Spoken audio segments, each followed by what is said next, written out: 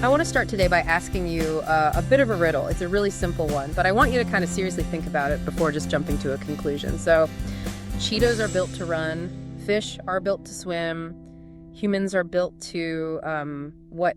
Well, you might initially lean toward, I don't know, physical traits, right? Like walking upright, or maybe broader cognitive stuff like solving problems. Right, totally. But the source material we are unpacking on this deep dive points to a much more fundamental biological imperative. Humans are built to learn. Yeah, and that realization is really the whole compass for our discussion today. Exactly. We are exploring this incredibly comprehensive guide called How to Study Effectively. And our mission here is to basically debunk this persistent myth of, smart genes. Right, the idea that you're just born a genius or you're not. Yeah, exactly. We want to hand you a tactical shortcut to mastering the actual science of learning so you can absorb complex information without feeling just completely overwhelmed by the absolute fire hose of data we all face every single day. And to really grasp the value of those tools, we kind of have to set the stakes first regarding your own potential. Because the source text highlights this mind-blowing statistic about our collective intelligence. An IQ thing. Yes, share that, because that blew my mind. Right. So over the past century, average IQ scores have actually consistently risen. If you have an IQ score of 100 today, that exact same cognitive profile would have registered as an IQ of about 118, like 80 years ago. I mean, an 18-point jump is literally the difference between scoring in the average range and being classified as highly gifted. It's wild. It is wild, and it completely reframes how we view intelligence. Our DNA didn't just suddenly mutate to make us genetically superior to our great-grandparents. So it's more about the environment then. Exactly. That massive jump is due to better baseline nutrition, safer developmental environments, and crucially, just living in a modern society that demands constant interaction with abstract concepts and technology. Right. So it basically proves that human aptitude is highly mutable. How smart you are, or, how smart you wish to be, is less about this fixed genetic destiny and way more about the environment you create and the effort you exert. Spot on. It's about what you actually do with your brain. But okay, if we are biologically built to learn and our intelligence is really that flexible, I'm struggling to understand why studying so often feels like a losing battle. I hear that a lot. It feels like pushing a boulder up a hill. Right. Let's compare the brain to a computer. I think a lot of us assume studying should be like saving a file to a hard drive. You click save, the data is written, and it stays there permanently. Which would be nice, but unfortunately. But in reality, trying to absorb a textbook feels more like trying to run way too many heavy programs on a computer with terrible RAM. The system just crashes and dumps all the data. That computer analogy is actually incredibly useful here, especially when we look at the most common way people try to just force data into their mental hard drives and the biological reasons why that method totally fails. The highlighter method. Right. Exactly. Cognitive scientists call the most common studying pitfall the fluency trap. Okay, let's define that fluency trap for a second, because I know I'm definitely guilty of this. Think about a student preparing for a massive exam. They sit down, open this dense textbook, and read a chapter straight through. Right, just straight through. And then, feeling like they need to be extra diligent, they go back and read it a second time, maybe grab a neon yellow highlighter and just paint the pages, marking every single key term. Yeah, and they walk away from that session feeling incredibly productive, right? But the text warns that repeated passive readings are actually worse than just a simple waste of time. They're actively deceptive. Because it feels like you're learning, but you aren't. Exactly. By the third reading, your brain has simply become familiar with the slick, well-crafted passages written by the author. The sentences flow smoothly. You achieve this level of superficial fluency. So your brain misinterprets that smooth processing for actual command of the material. Precisely. It mistakes recognizing the words for understanding the underlying concept. It's like knowing the phonetic lyrics to a pop song in a foreign language. You can sing along perfectly, but you have absolutely zero idea what the song is actually communicating. That's a perfect way to put it. The source actually uses the parallel of flawlessly reciting a famous poem without grasping the emotional or historical meaning behind the stanzas. Right. So you end up in this really dangerous position of not knowing that you don't know the material. Sit down for the exam, strip away the author's helpful context, and suddenly the questions seem totally incomprehensible. So To avoid falling into that trap, Dr. Tsuchaki recommends a really specific ratio for study time, right? Like, you literally throw away the highlighter entirely. Yes, get rid of it. You read the chapter only once. Only once. And then you apply what he calls the 50-50 rule. Right, the 50-50 rule. Meaning, for whatever amount of time you spend passively absorbing the text, you have to spend at least an equal amount of time actively answering the questions at the back of the chapter. Or, summarizing the core arguments without looking at the page. Exactly. You have to force yourself to apply the ideas. Passive reading just creates the illusion of learning. I totally get the danger of the fluency trap, but sitting at a desk for 4 hours reading dense academic material is genuinely exhausting. It takes real stamina. It does, yeah. It feels like hard work. So why doesn't that massive exertion of energy count towards cementing those concepts into your long-term memory? Well, to understand why passive exertion doesn't yield results, we have to look at the biology. Specifically, the mechanical difference between putting information in versus pulling information out. Okay, pulling it out. Yeah. Your RAM and hard drive analogy fits perfectly with our two main types of memory, right? Short-term and long-term. Short-term memory, or working memory, is the brain's RAM. And it's pretty limited from what I understand. It is severely limited in capacity. And furthermore, it is leaky by design. Like, it deliberately drops information. Wait, a deliberate leak sounds like a major biological flaw. Like, if our RAM drops data on purpose, we're just constantly losing valuable information all the time. See, we view it as a flaw when we're frantically cramming for a test. But biologically, it is an evolutionary masterpiece. Really? How so? Because humans have to live in the present moment. If our short-term memory held on to every single sensory detail, every passing thought, every paragraph we just read, we would be completely paralyzed by the sheer volume of data. Oh, wow. I guess I never thought about it like that. Yeah, it's a deliberate bottleneck just to keep us focused on immediate survival and, navigating the room. Long-term memory, on the other hand, is the hard drive. It's this massive, basically boundless reservoir of interconnected neural pathways that lives outside our conscious momentary thought. Okay, so if the RAM is deliberately wiping itself clean every few minutes just to keep us present, we must need some sort of specific mechanism to tell the brain, hey, do not delete this, send it to the hard drive. Exactly. And that mechanism relies on what learning specialists call constructivist theory. Constructivist theory. Right. It breaks learning into a two-step process. Step one is input. Reading a textbook, watching a video, listening to a deep dive. Input is relatively easy. Right, you're just receiving it. Yeah, it gives you a temporary, overarching view of the landscape. It holds the concepts loosely in your working memory. But step two is output. So output is basically the save command. Output is the only way to write to the hard drive. Step two involves actually trying to express that material yourself. Like solving a complex math problem, or maybe writing an essay, or just explaining a sociological concept to a friend at a coffee shop. Exactly. Constructivist theory dictates that no one can place knowledge into your brain for you. You don't just soak up information like a sponge. Your neurons actually have to actively construct new pathways to map out the concept. So taking in a lecture is essentially like watching someone else lift weights and expecting your own muscles to grow. Yes. That's a great way to put it. We have to do the heavy lifting ourselves to force the data across that bridge from short-term to long-term memory. And we build that bridge by embracing specific, deeply uncomfortable actions. Dr. Tsuchaki highlights two of the most powerful biological triggers for long-term encoding. They're called generation and circumlocution. Okay, generation. That kind of implies creating something from scratch. In a study context, I assume that means attempting to generate an answer before you were actually officially taught the solution? Yes. Even a really simple pretest or a fill-in-the-blank exercise before a lecture completely qualifies as generation. Even if you get it completely wrong. Especially if you get it wrong. When you look at a problem and attempt to generate a solution, your brain registers an error signal. It essentially plants a flag in the ground that says, hey, we are missing a vital piece of information right here. So you're priming the brain to want the answer. Exactly.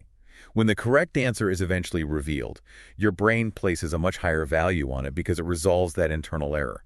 Contrast that biological engagement with simply having the answer handed to you on a PowerPoint slide. Right. Zero effort. Yeah. It requires no internal effort, no error signal is generated, and your brain basically just doesn't bother to encode it. Okay, so that's generation. The second trigger, circumlocution. That basically translates to talking around a subject, right? Right. Or grasping for the right words. Exactly. So if I pause a documentary and try to explain the historical event I just watched, I will almost certainly stumble. I'll hesitate, say a lot, and feel incredibly inarticulate. And here's the craziest part. That frustrating sensation of struggling to find the right word is not a sign of intellectual failure. Wait, really? Because it definitely feels like failure. I know, but that awkward grasping is the literal physical sensation of your brain searching through its existing neural networks, trying to forge a new connection. Myelin is literally wrapping around the axons in your brain to speed up that specific pathway. Wow. Okay, so that biological reality completely reframes the role of a teacher then. The text actually points out that the most effective instructors do not provide the most eloquent answers, they provide the most challenging questions. Right. It turns the entire traditional classroom model upside down. Because if the struggle to generate an answer is where the biological encoding actually happens, then sitting quietly in a huge lecture hall listening to a professor speak for an hour is a terrible use of time. It's awful. And that is the driving logic behind flipped classrooms. Instead of utilizing valuable group time to passively input a lecture, students study the text and watch the recorded lectures alone before class. Right. They do the input on their own time. Exactly. Then the actual classroom becomes this interactive laboratory. You spend the hour practicing generation and experiencing circumlocution with your peers, guided by the professor who can just correct misconceptions in real time. So if the painful struggle to retrieve and articulate information is the literal mechanism for building durable memory, we need to structure our private study sessions to, I guess, artificially manufacture that struggle. Yes, precisely. We should intentionally allow the knowledge to fade just enough so that pulling it back requires serious effort. And utilizing that natural decay of memory is the absolute foundation of two highly counterintuitive study hacks: spaced retrieval and interleaving. Okay, let's unpack space retrieval first. Imagine you have a stack of 50 complex anatomy flashcards. The natural instinct is to totally cram. Oh, for sure. You just stare at those cards, drilling them sequentially for 3 hours straight until you can recite them perfectly. And cramming feels super victorious in the moment, I know. But repetitive, immediate practice relies almost entirely on that leaky short-term RAM we talked about. Because the information is fresh, the brain exerts zero effort to retrieve it. So what's the alternative? A far more durable strategy is to study the terms until they are merely familiar and then purposefully walk away. You just leave the study session before you even feel confident. You literally allow the forgetting curve to take effect. Yes, allowing the data to decay is vital. Whether you step away for a few hours or a couple of days, that memory trace weakens. So you're making it hard on purpose. Exactly. When you return to the material and force yourself to recall those fading terms, your brain has to work incredibly hard to locate them. That intense effort signals to the brain that, hey, this information is necessary for long-term survival, and it reinforces the neural pathway. So space retrieval acts as a kind of filter for importance. Yep. And this biological necessity for retrieval practice is exactly why professionals responsible for human lives, like airline pilots, surgeons, engineers, they're all subjected to mandatory, recurring recertification programs. They have to continuously stress test their long-term retention of critical procedures. That makes total sense. Now, spaced retrieval tackles single subjects. Interleaving takes that concept of manufactured struggle and applies it to juggling multiple disciplines at once. Right. So imagine a Sunday afternoon. You face a European history exam on Tuesday and an organic chemistry exam on Thursday. The logical approach is to study chronologically. You dedicate Sunday and Monday entirely to history and then pivot to chemistry on Tuesday. But focusing intensely on one subject saturates your cognitive system. Interleaving demands that you mix the subjects up. So how would that schedule look? You study history for perhaps 90 minutes, and you stop the exact moment you achieve a basic, rudimentary grasp of the timeline. You take a short break, then switch entirely to organic chemistry for an hour. Following that, you pivot right back to history for a brief retrieval session. I have to be honest, stopping a history session just as the concepts finally start making sense goes against every single academic instinct I have. It feels so unproductive. It does feel that way. It's like deciding to paint a house, but stopping after the first super thin coat, moving to a completely different house, and waiting for the paint to dry before applying the second coat. I love that. The paint drying analogy captures the hidden mechanics of interleaving perfectly. While you are actively focused on organic chemistry, your subconscious mind is not entirely offline regarding the history material. Really? It's still working on it. Yes, your brain utilizes what's called diffuse mode thinking. It's quietly processing, organizing, and digesting those historical timelines in the background. By the time you return for the second coat of paint, your neural scaffolding is much stronger. Wow. Interleaving basically proves that we build stronger mental models by introducing the friction and distraction of an entirely different subject. Okay, so we are abandoning passive reading, we're actively generating answers, and we are forcing our brains to struggle through spaced retrieval and interleaving. We are working hard. But once we exert all this biological effort to force data onto the hard drive, we have to actually ensure it's organized properly. I mean, a massive hard drive full of totally unorganized, corrupted files is pretty useless. It is, and organizing and verifying the data brings us to the concepts of anchoring, calibrating, and reflection. Okay, let's start with anchoring. Right. To anchor abstract knowledge, you must use elaboration. Human memory basically operates like a vast scaffolding system. When you attempt to memorize a completely isolated fact, it has nothing to attach to, and it just quickly falls away. It needs a hook. Exactly. Elaboration requires you to connect the new abstract concept to a tangible reality you already understand. And the source material provides this brilliant example of elaboration from Dr. Sudaki's actual physics classes. Because trying to understand the mathematics of orbital motion is just incredibly abstract for most people. Very abstract, yeah. So he asks students to picture a person standing inside a severed elevator that is in free fall. If the person inside lets go of their pen, the pen doesn't drop to the floor. It appears to just float right in front of them because the person, the elevator, and the pen are all falling at the exact same rate. And that visceral image perfectly encapsulates what is happening inside a space station. Yeah. The astronauts are simply in a state of continuous free fall. Right. The station is just moving sideways so fast, around 17,000 miles per hour, that as it falls, the curvature of the Earth literally drops away beneath it. That falling elevator story gives the brain a sturdy, familiar hook to hang a highly complex mathematical concept on. I love that. We also have mnemonics to help organize data. Like chemistry students constantly use acronyms like BAAD, right? Yeah. Bases accept, acids donate. That helps them remember proton transfers. Yep, mnemonics are very popular. Yeah. Wait, I am a little stuck on mnemonics, though. Using a catchy acronym sounds great for passing a multiple choice test, but doesn't that just turn learning into a cheap parlor trick? Like, a student could use a memory palace technique to memorize 100 complex physics formulas and still have absolutely no idea how to build a functioning bridge. And you know what? The author validates that exact concern. Rote memorization, even when it's aided by really clever mnemonics, is never a substitute for actual comprehension. Right. Mnemonics are merely filing cabinets.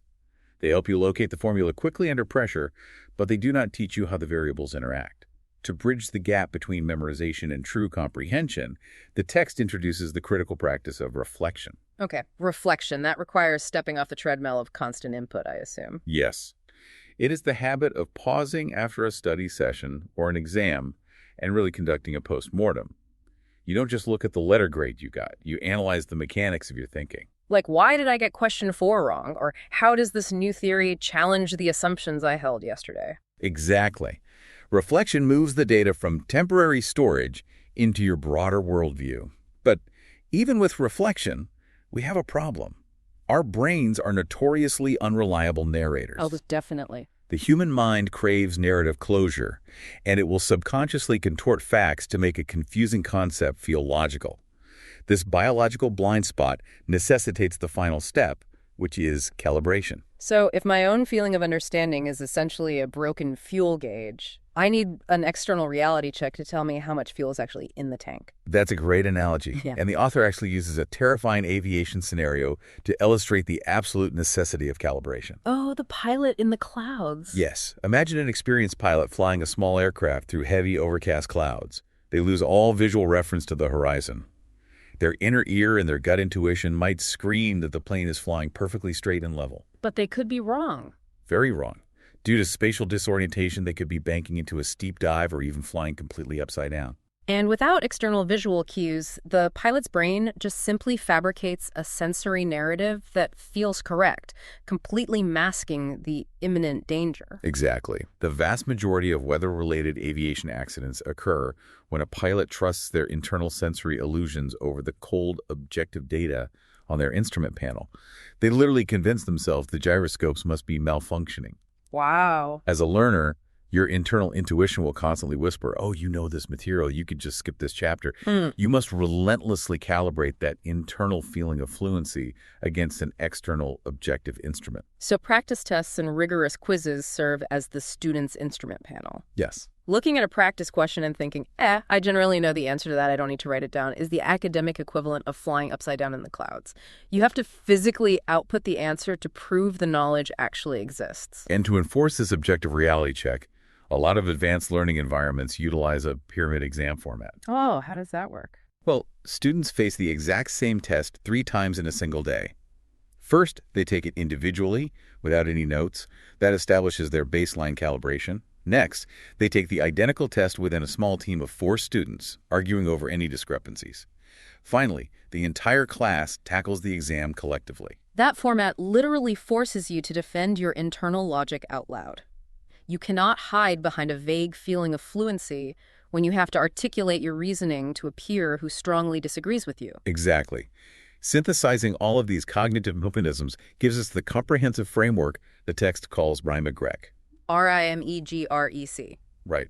Retrieval, interleaving, mnemonics, elaboration, generation, reflection, and calibration. To see all of these tools firing simultaneously, just envision a young professor preparing to deliver the very first lecture of their career. That professor isn't just passively highlighting a textbook in their office. The high-stakes pressure of having to articulate complex ideas to a room full of evaluating peers forces them to utilize every single tool. Yep, all of them. They are generating analogies, anticipating pushback, and calibrating their knowledge against the broader literature.